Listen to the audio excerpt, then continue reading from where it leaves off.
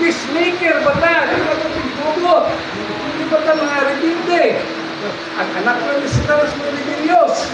Pero ang anak sa Diyos, peacemaker na. Kaya nga naman, nagpasakop sa pagbulutan sa Diyos. Mauna ang naasa, hinarihan sa mga langit. Walang dito ko sa Cebu. Korea na wala dahil kumatandog sa Kaukai. Dito ko sa Cebu, bila kong di-imitar para sa pagpadayon ng studio sa Philippines. Ako may ipapili ng subject sa ang liwanag ko ipakipit. Yan ang panahon na kung mga Kristiyanan sa Cebu.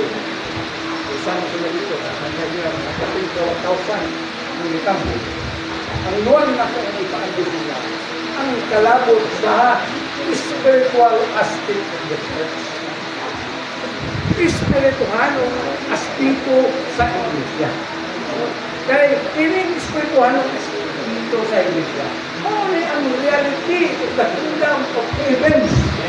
Muli atong na-miss karong panahon na. Dili magsupak, nilaghan ang atong nilaghanon. Dili magsupak, nilag ko atong litinghol. Dili magsupak sa nanginan na dako na kaya itong litinghol na by editor.